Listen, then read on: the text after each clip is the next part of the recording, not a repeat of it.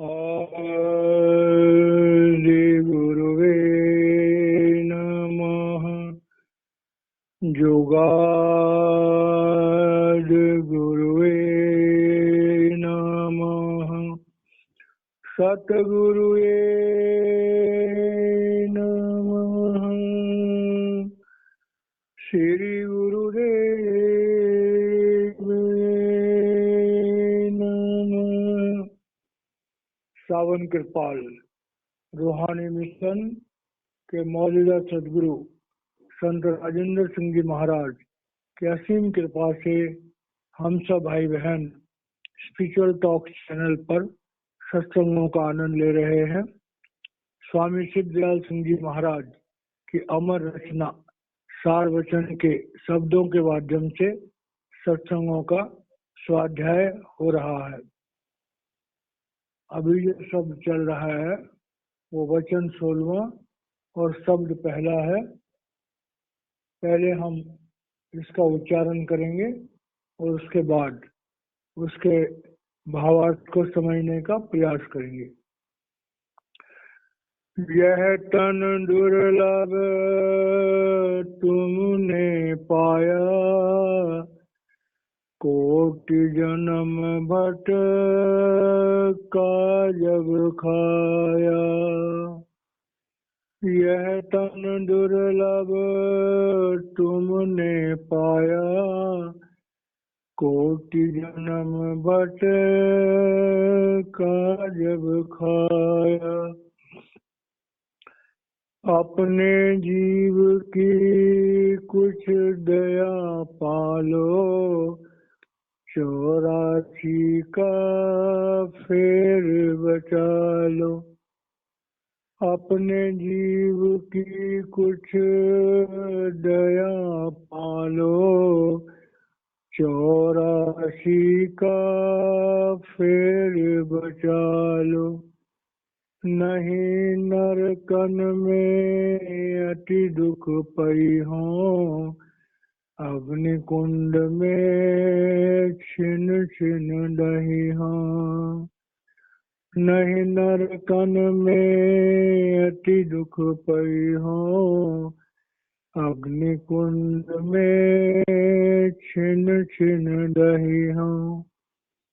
यह सुख 4 दिनों का भाई, फिर दुख सदा होए दुखदाई।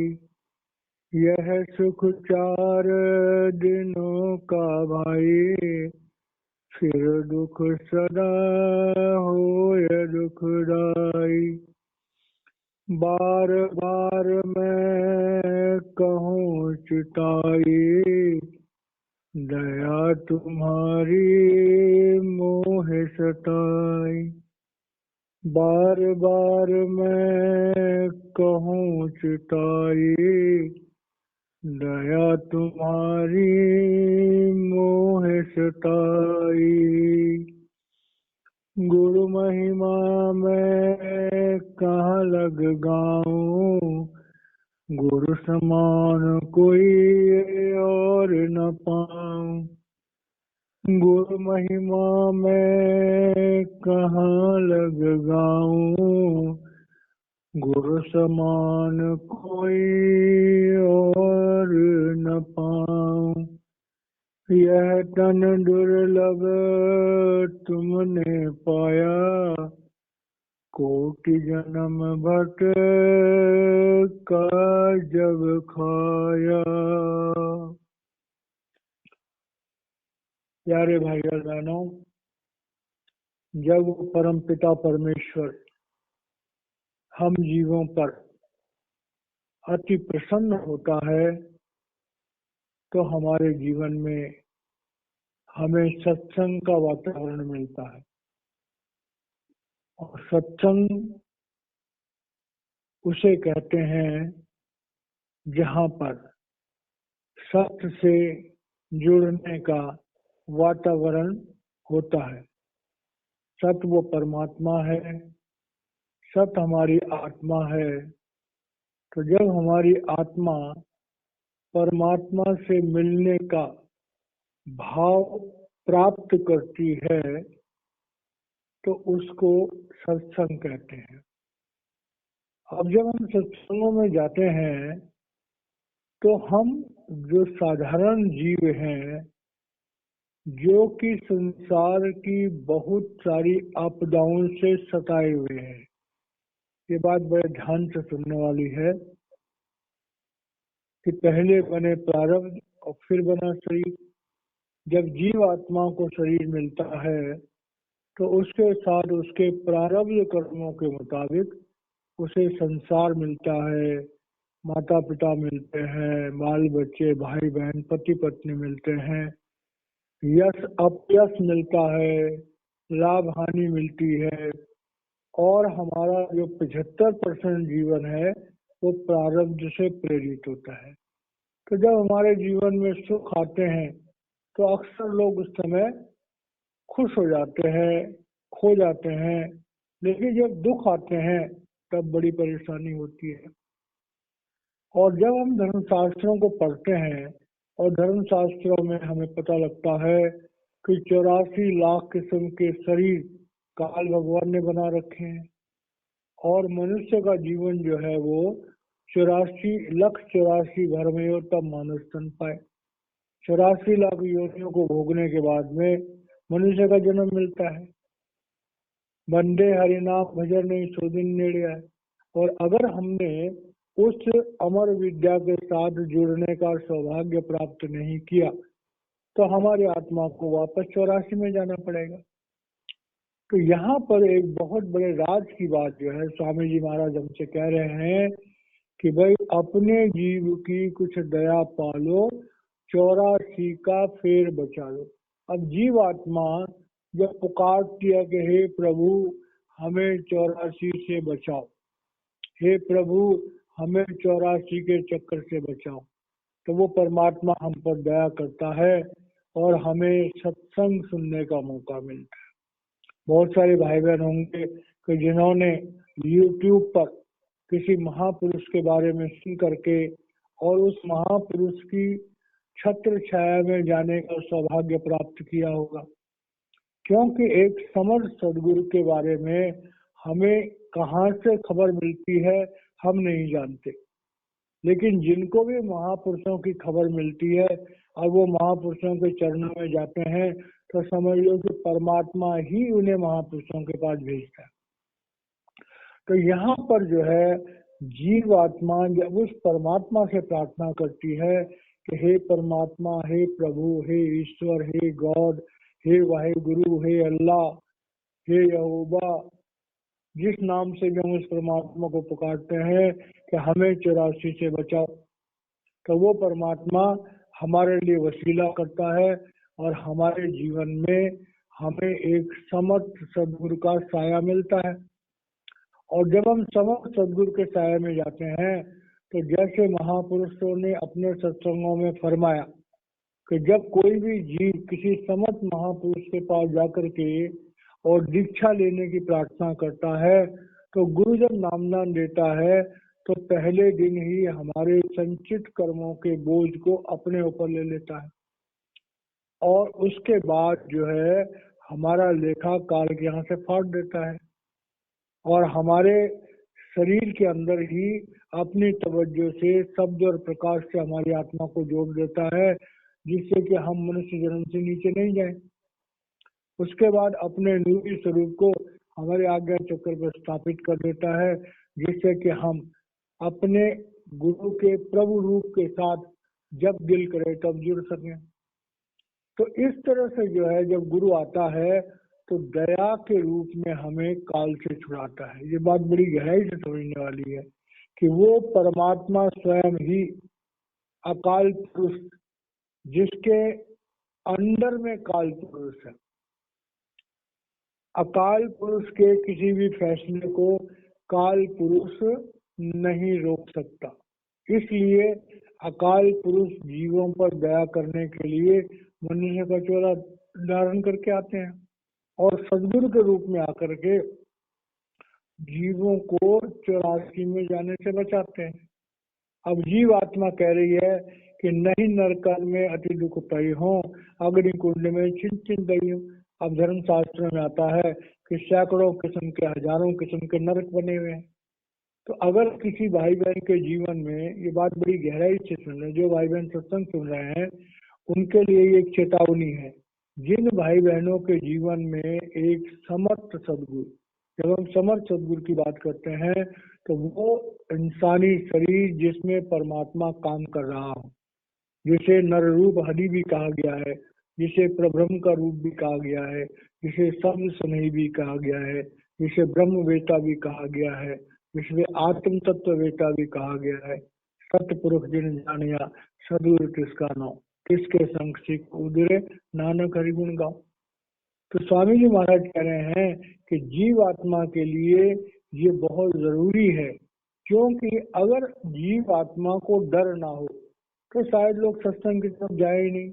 दुख में सिमरन सब करें, सुख में करे ना कोई, और जो सुख में सिमरन करे तो दुख काहे हो।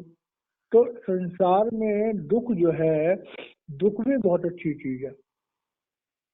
कबीर साहब ने कहा है कि सुख के सिर पर सिल पड़े, नाम हृदय से जाई, और बलिहारी व दुख की जिस पल पल नाम रटाई।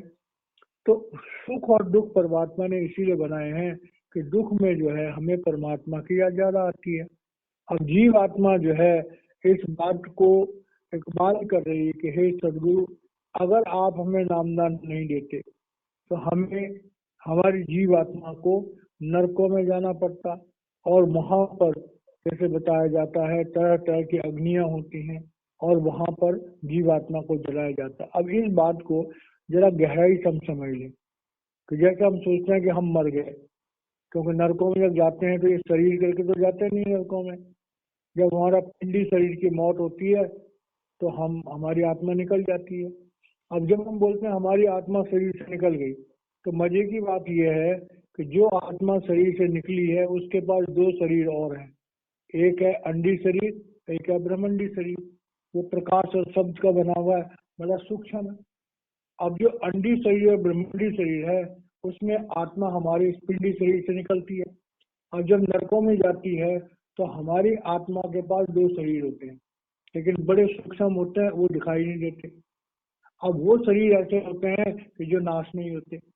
अब जैसे नरकों में जाते हैं, यहाँ पर अगर हम देखें पिंडी शरीर देखें तो हम देखते हैं शमशान घर में लकड़ियों पर शरीर को रखते हैं, वो शरीर जल के खाक हो जाता है।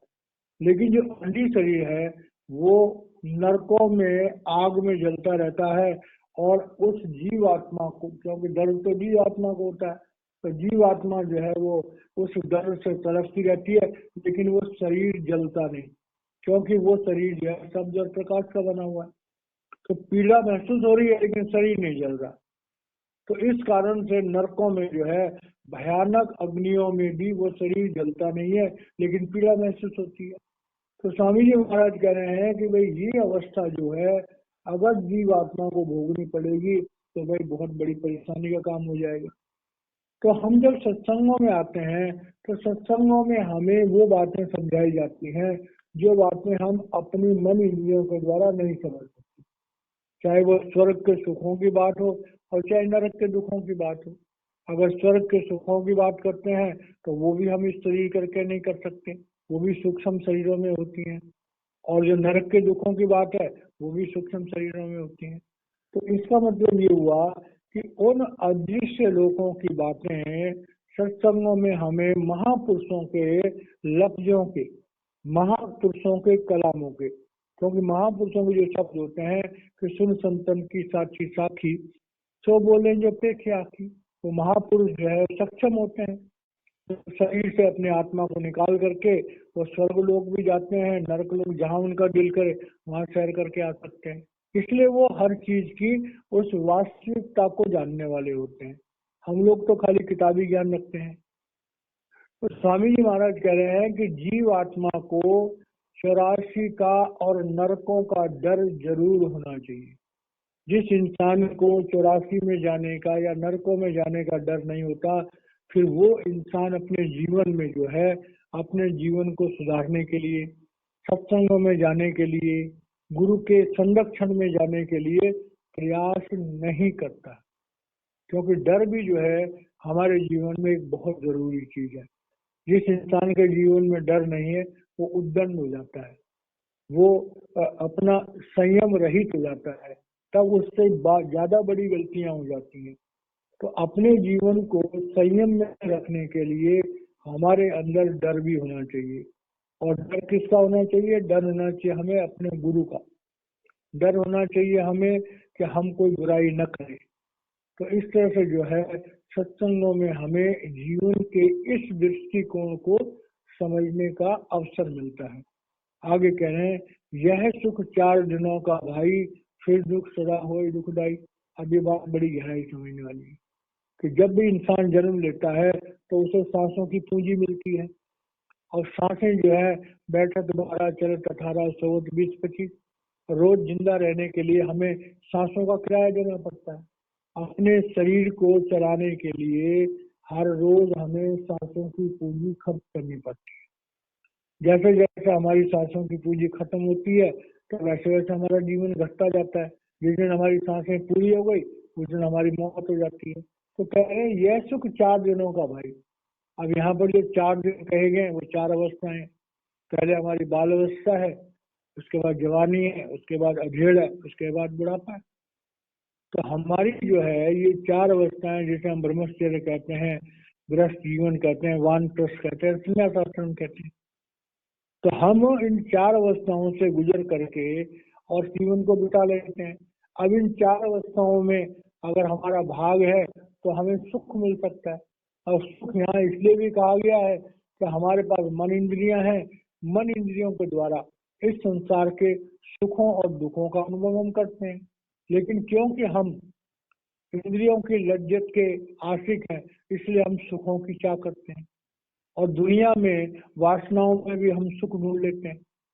तो जो वासनाओं के सुख हैं, अब वासनाएं कई तरह की होती हैं, चाहे हमारी आंख की इंद्री की वासना हो, चाहे नाक की इंद्री की वासना हो, चाहे कान की इंद्री की वासना हो, चाहे जीवा की इंद्री की वासना हो, चाहे स्पर्श की इंद्री की वासना हो।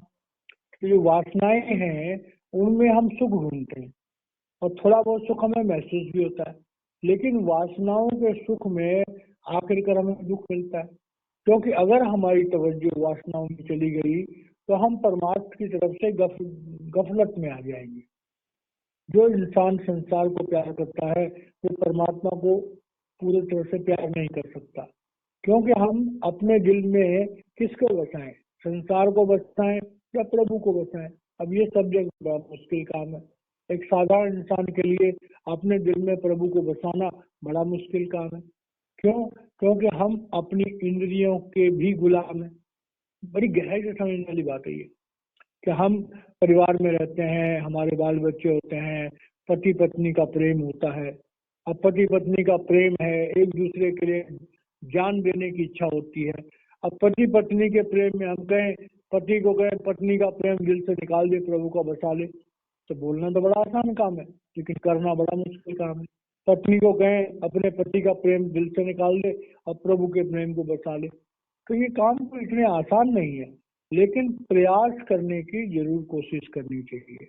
यहाँ पर हमें एक बात समझनी चाहिए कि भाई जो महापुरुष है उन्होंने कभी दुनिया छोड़ने के लिए नहीं बोला। महापुरुषों ने कभी नहीं कहा कि तुम अपने संसार से मुख मोड़ लो, तुम अपने रिश्तों से मुख मोड़ लो।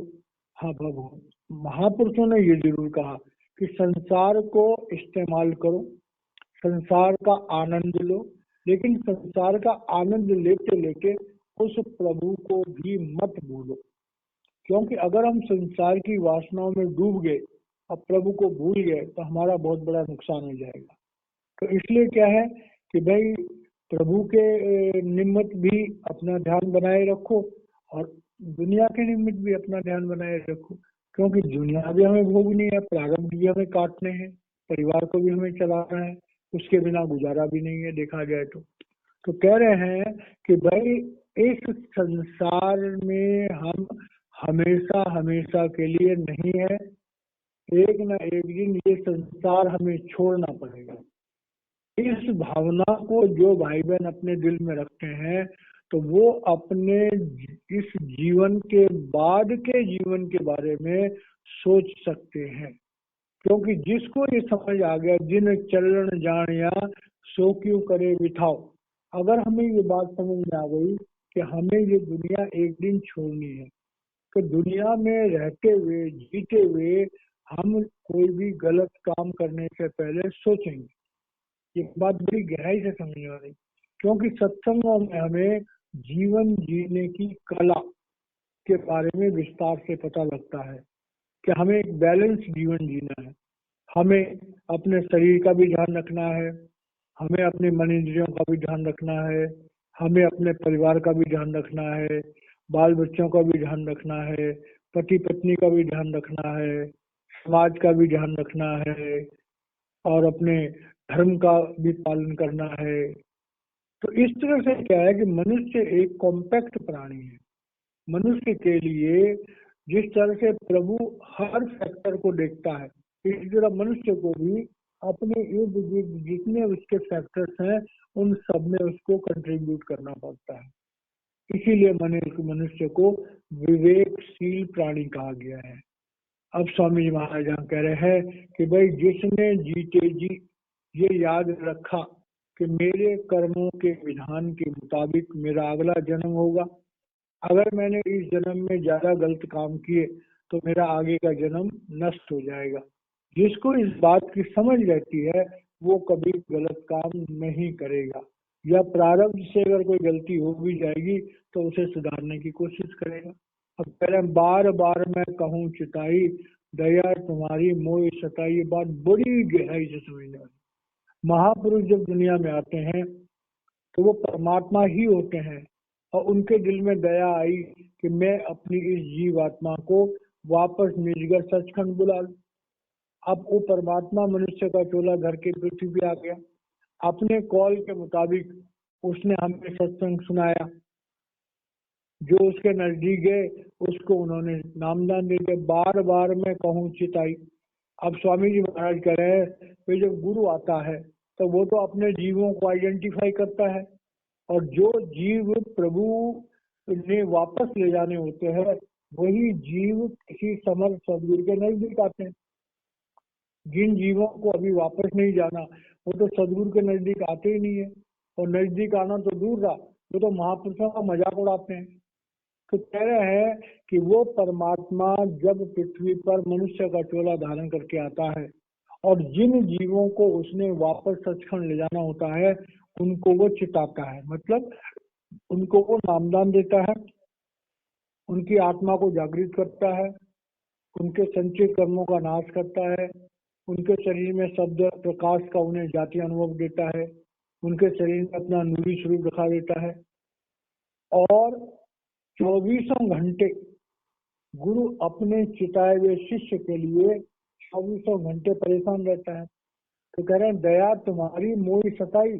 स्वामी जी महाराज कह रहे हैं गुरु जो है वो इतना परेशान होता है कि एक एक पल उस शिष्य की भलाई के बारे में सोचता है, और शिष्य बेचारा दुनिया के चक्करों में फंसा होता है। अब देखो हमारा हाल क्या है। जब हमें नामदान मिलता है तो महाराज जी कहते हैं कि भाई अपने जीवन की रोज पड़ताल करो, मतलब डायरी रखो, अपने तन का, मन का और धन का 10वांश परमात्मा में लगाओ, अपने जीवन की पड़ताल करो, काम क्रोध लोभ मोह अहंकार निंदा चुगली ईर्ष्या धड़ेबाजी कपट इन सब से बचो, और वो 24 घंटे हमारा ख्याल करता है। लेकिन शिष्य जो है वो बजाय गुरु की तरफ निगाह करने के बार बार वो इंद्रियों में फंस जाता है, बार बार वो वासनाओं में फंस जाता है, बार बार लोभ में फंस जाता है, बार बार मोह में फंस जाता है।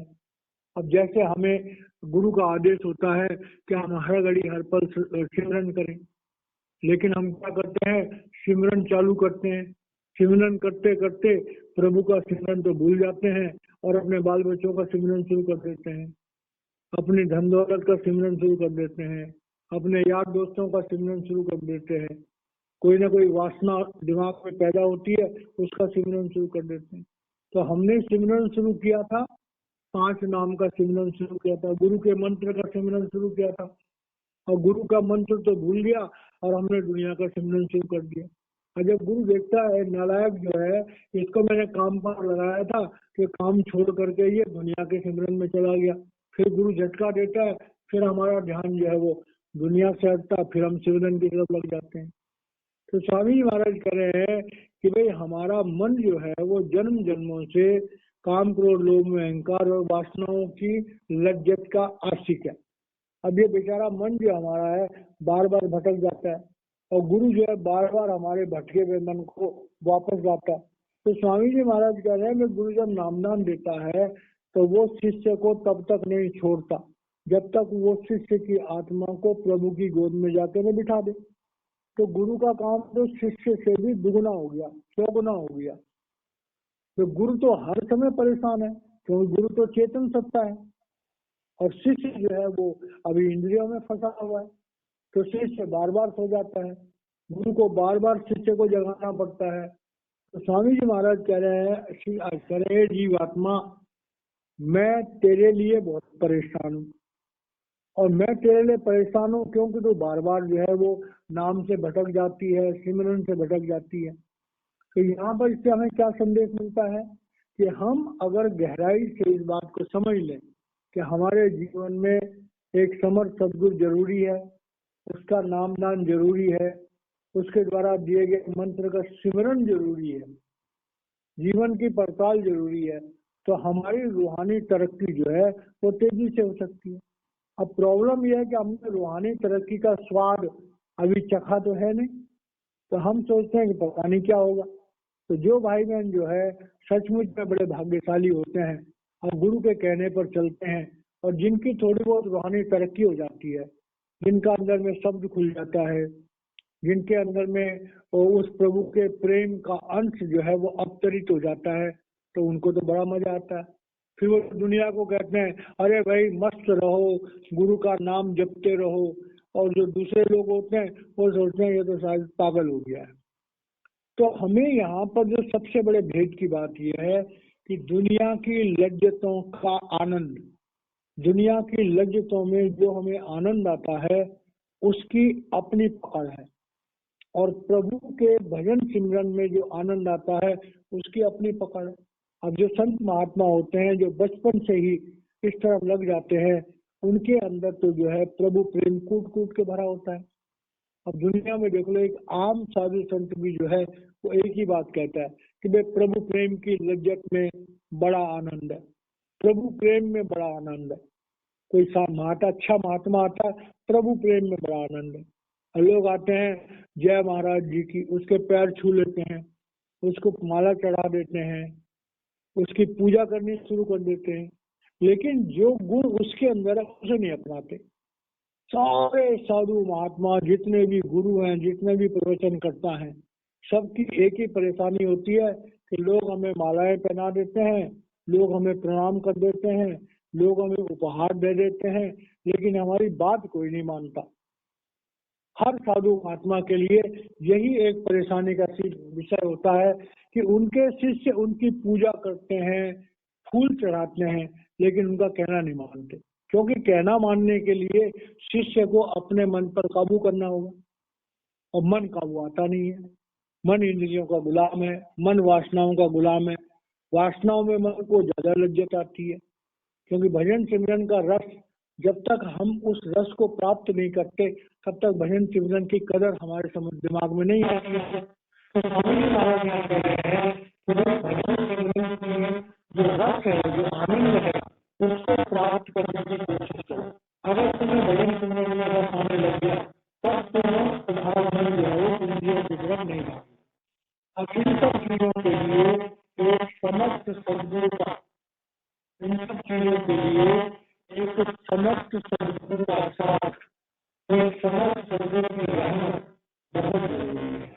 तो समस्त सदगुरु जो रहमत में सर्वोच्च स्थान जो है समस्त सदगुरु का, गुरु महिमा में सहाय जाए, गुरु समान से और अब देखिए, तो यहाँ पर गुरु जो आ गया है, गुरु आ गया है उस चेतन सत्ता को, उस परमात्मा की चेतन सत्ता को भी कहा गया है, क्योंकि वो परमात्मा ही गुरु है।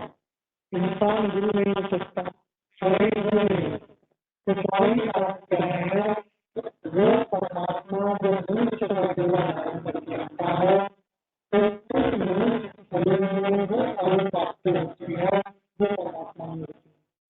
तो गुरु जो दुनिया में परमात्मा की शक्ति को लेकर के आता है, और जब परमात्मा की शक्ति को लेकर आता है तो उसका मुकाबला कोई नहीं कर सकता। गुरु हमें मनुष्य के रूप में एक मनुष्य के रूप में देता है, और मनुष्य के रूप में हमारे आत्मा को ताकत देता है। और गुरु जब चाहे शरीर में होता है, जब चाहे होता है, जब चाहे सचखंड में होता है। तो कहने को गुरु स्वयं परमात्मा ही गुरु है। जब परमात्मा ही गुरु है तो तीन लोगों में उसका स्वामी तो कोई नहीं, उसके बराबरी करने वाले कोई नहीं।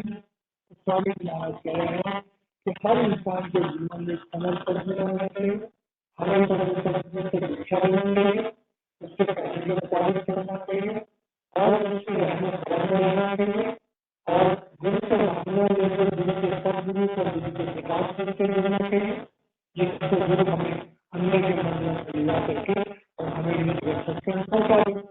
स्वामी जी महाराज जो है मनुष्य जीवन और गुरु के महत्व को बता रहे हैं। तो इससे हम बड़े सौभाग्यशाली हैं कि महापुरुषों के शब्दों के द्वारा हमें आत्मज्ञान का एक अच्छा उदाहरण मिलता है। हमारी जानकारी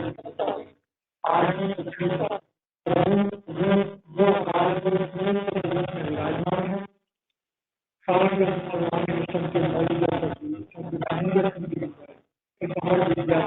बड़े पारखी हैं, पूरे संसार में करीब 50-60 देशों में जाते रहते हैं। संसार में लाखों लाख लोगों ने, दसियों लाख लोगों ने उनसे दीक्षा ली है और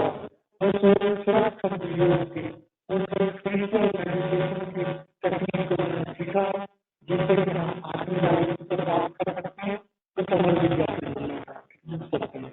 जो भाईजान इस विद्या को जानना चाहते हैं तो सावन के पास वाणी मिशन के सदगुरु संत राजेंद्र सिंह महाराज से कॉन्टेक्ट कर सकते हैं और बिना किसी के पैसे के उनसे इस विद्या को प्राप्त कर सकते हैं।